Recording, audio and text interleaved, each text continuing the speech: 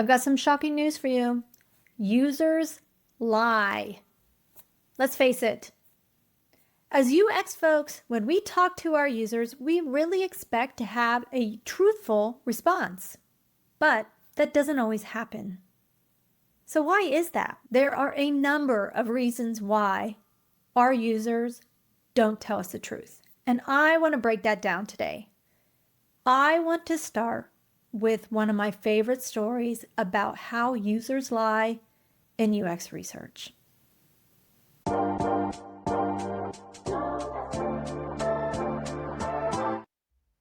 Okay, wait a minute. Let me backpedal just a little bit. Maybe users don't really lie intentionally. I would not say that user research participants are telling you stories to be malicious in any way. No, I am not saying. I don't have to tell you that it is very frustrating when we, as UX researchers or designers, are trying to learn from our users and they don't really tell us the full truth. It happens, and I hate it. So let me tell you a classic story illustrating how what a user says they will do does not always match up to what they actually do. This is the story of the yellow Walkman. And for those of you who don't really know what a yellow Walkman is, okay, I'll tell you.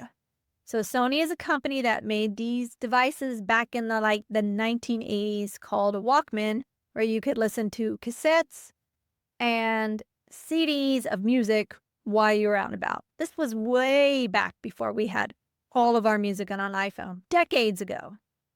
So anyways, Sony was conducting some research. They were holding focus groups. And as the incentive for participating in the focus group, they asked their participant what color Walkman would they like to have as a gift.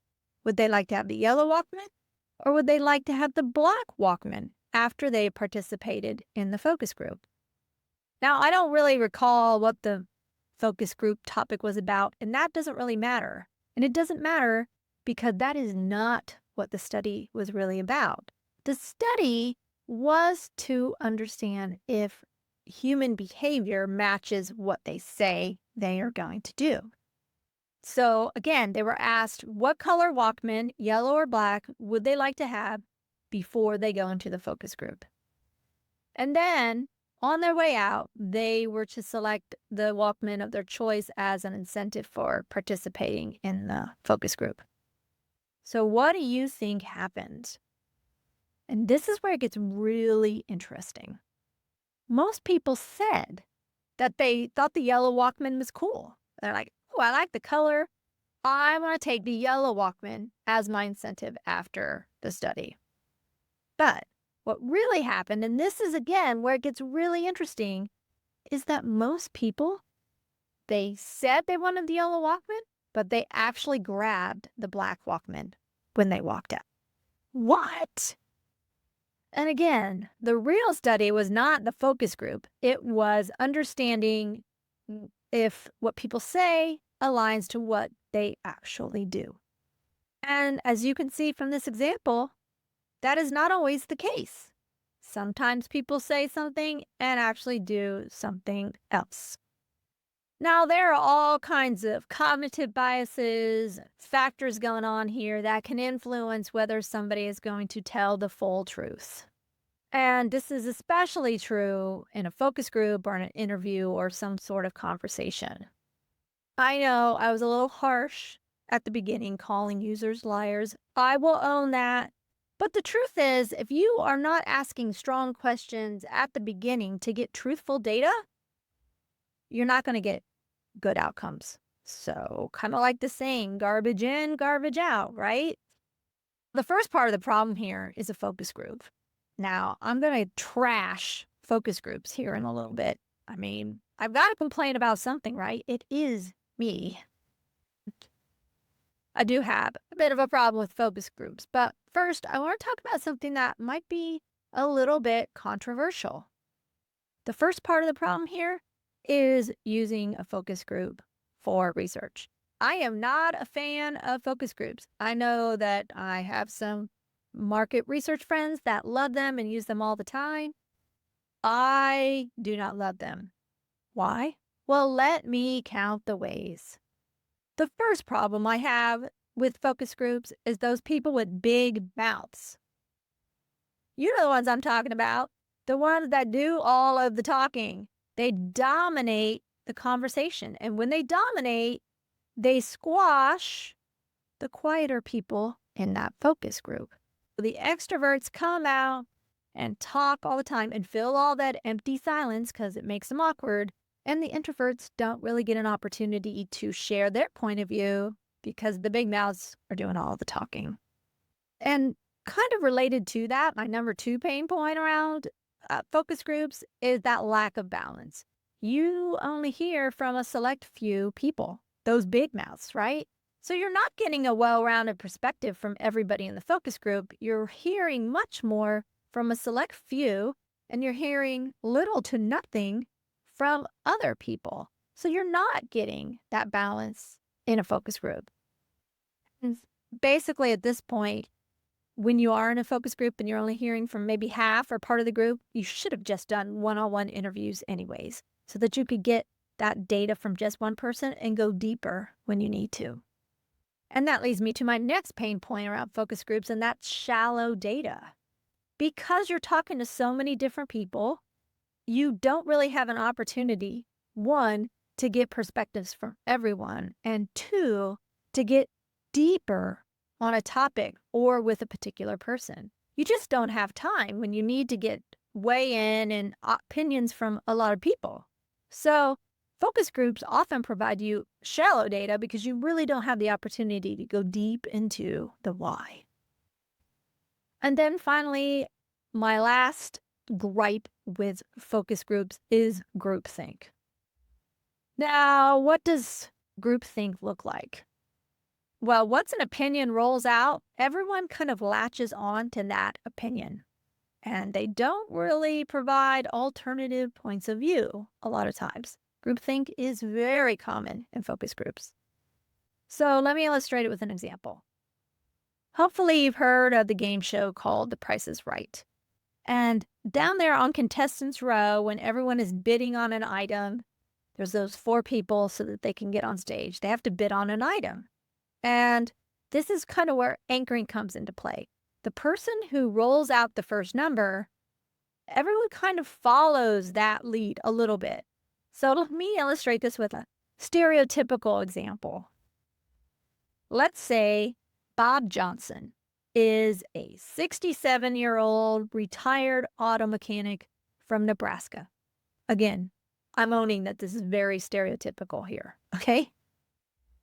Bob has to bid on a designer purse that comes out. Now, honestly, I'm going to say Bob doesn't know anything about designer purses, and he certainly doesn't know the price of what this purse should be. So Bob throws out a number, $2,180. Again, Bob has no idea. Just throwing it out there. He's the first bidder. And then everyone else kind of follows, and they're not way off from that initial bid. So you're not going to get a bid for like $60, and you're not going to get a bid for $6,500 when someone else has already thrown out that anchor, that first opinion, or in this case, a number. And this is how groupthink works. Once somebody has said something, people tend to pile on and latch on and agree to that point of view. Whether they really truly believe that, we often don't know, because that is the opinion that the group kind of rolls with in that focus group. Now, the last point I want to make about why I hate focus groups is they really do create a fake environment. Now, my guess is if you are watching this video with me, thank you, by the way. I appreciate it. Give me a like. All right, sorry. If you are watching this, you're probably a person who is a UX person or a product person, and I'm guessing that you likely work on something digital, like an app or a website or something like that. So let me ask you a question. Do people use your product in groups?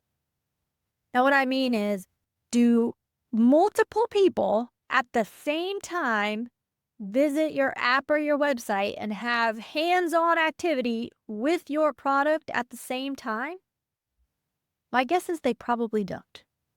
So why would you create an artificial environment where people are providing information in a group setting when that is not their normal behavior and that is not the way that they usually act on your product? Why would you create that fake circumstance? Because it doesn't really apply.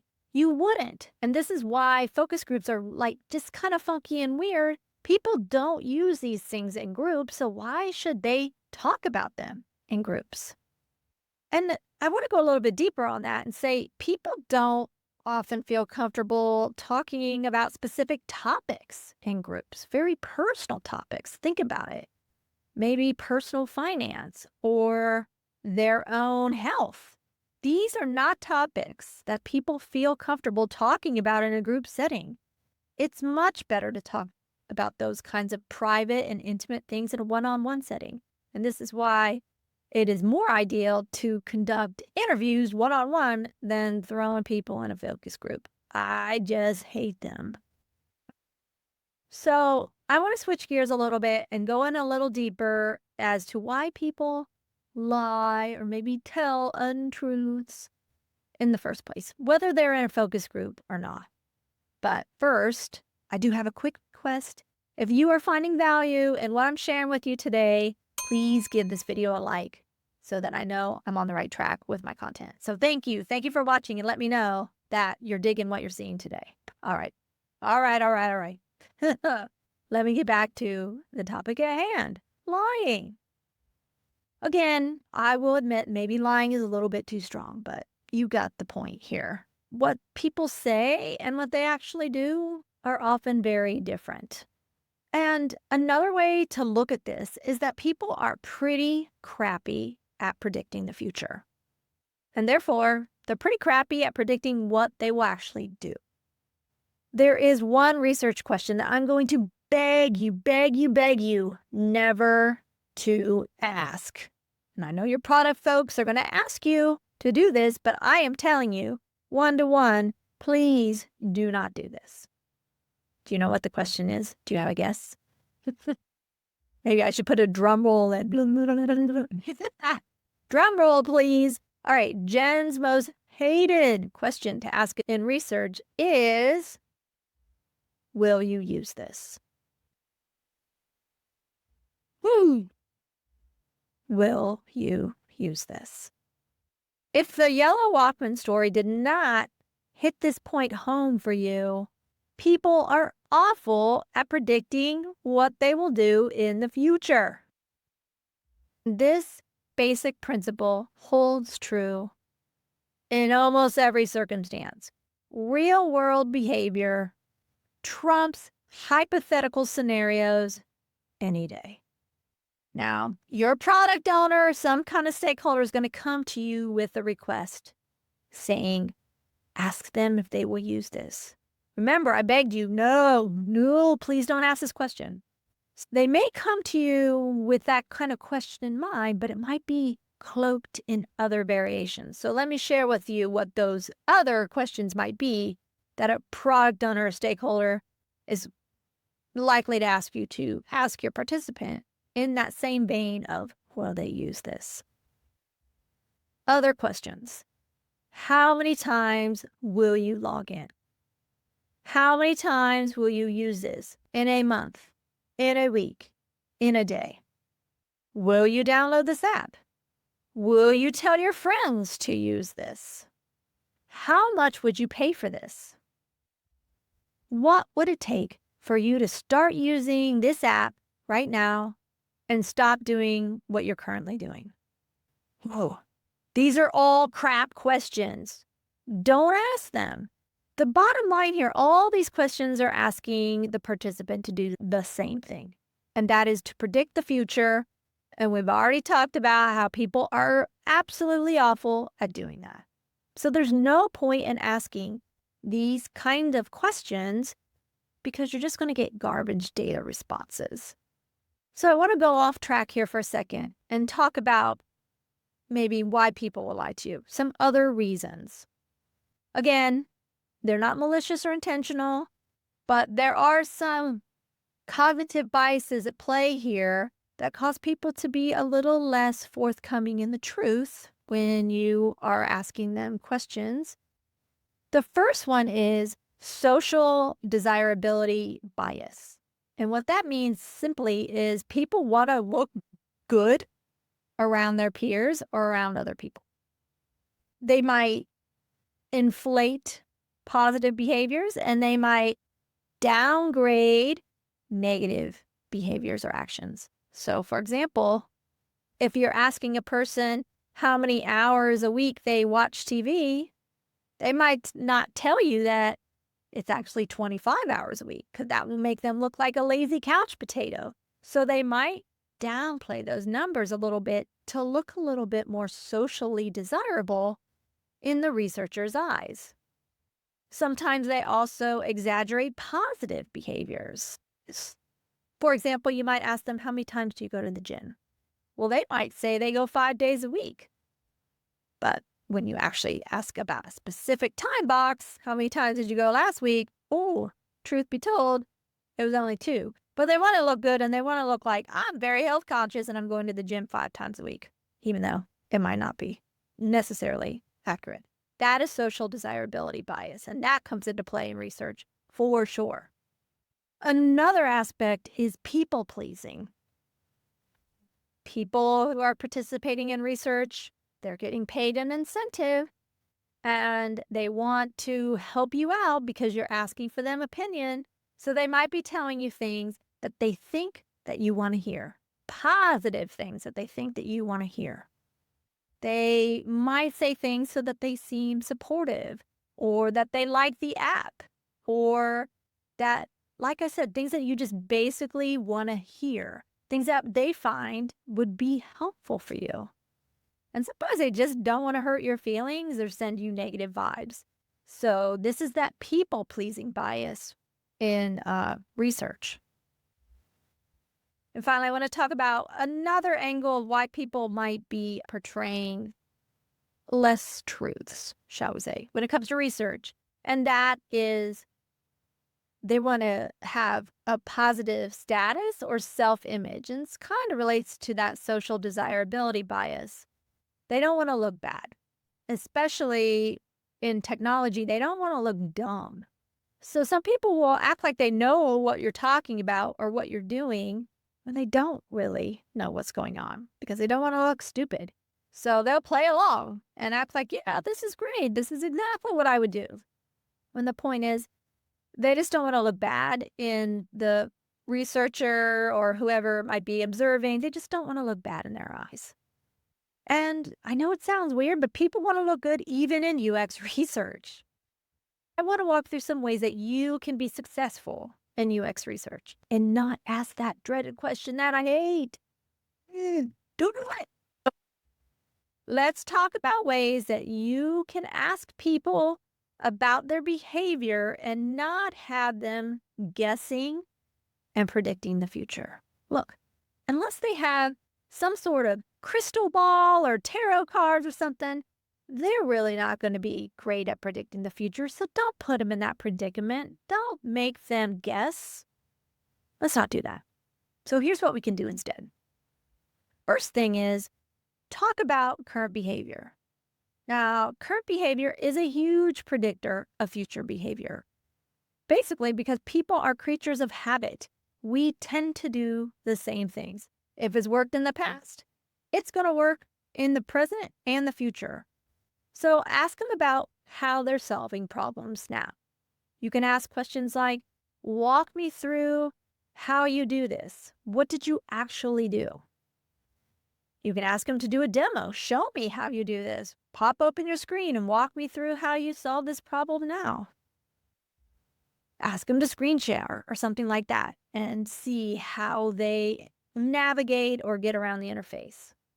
If they don't have the opportunity to demo and share, you can ask them about the last time they did this. And that will give you a good walkthrough of how they work through challenges or what their typical behavior is. the last time they did something. So that gym example I talked about earlier, you can ask a question like this. In the last month, now I want to point out it's really important to give a specific time box in a question like that. Don't just say typical. Have them really think about the accuracy of that time box. Okay. So in the last month, how many times did you go to the gym? That's going to give you a more accurate picture than how many times you typically go to the gym. Because sometimes people have vacation or they get sick and that's not their typical gym routine. So it kind of shakes things up a little bit. So you want to ask for that specific time box of the last time you did this. What was the frequency of that? And along those same lines, you can ask, how many times have you needed to do this? How many times were you faced with this situation? Tell me about a specific instance you were trying to do this thing the last time and explain how that went. When you ask them about how they did this currently or the last time, that can give you really good insights in how they're going to do things in the future. So here's an example. If we're talking about a small business owner and they keep their finances in a notebook, a paper notebook, they're very unlikely to change their behavior to start keeping track of all their business finances on a mobile app. I'm not saying impossible. I'm just saying humans are creatures of habit and we tend to solve problems and do things in the same manner that's working for us. And we don't change things up that often, right? So the last way you can kind of get a current understanding of what their behavior is like and not asking them to predict the future is to ask for some additional context. So when they're trying to do something or solve a problem, get an understanding of what else they're using, what additional apps they're using, what other help are they doing while they're trying to get this thing done, where are they located? Getting that context, right? What's the environment like? What are they working on? That context can really help you understand what their human and current behavior is. Also, ask if anyone else is involved in the process. Are they doing things alone or are they reaching out for help or having other people assist them? That context is really key. And this can actually give you a more well-rounded picture of how they're completing their tasks currently. I want to emphasize something that's really, really important here. And the key to digging deeper into really understanding a human's behavior when you're asking these questions I just talked about is to follow up with why. You want a good understanding of not only what they're trying to do, but why are they trying to do that? The reason is you want to focus on specific instances rather than hypothetical circumstances. You want to look for evidence of past interactions rather than future predictions. Because when you come to solutioning down the road, you want to create situations where users best make real choices. So you need accurate data to help you do that. You want to pay attention to the context and the constraints that influence their behavior. This is really important too. Why are they doing the things that they are? And what technical or environmental or whatever those might be, what constraints are they working in?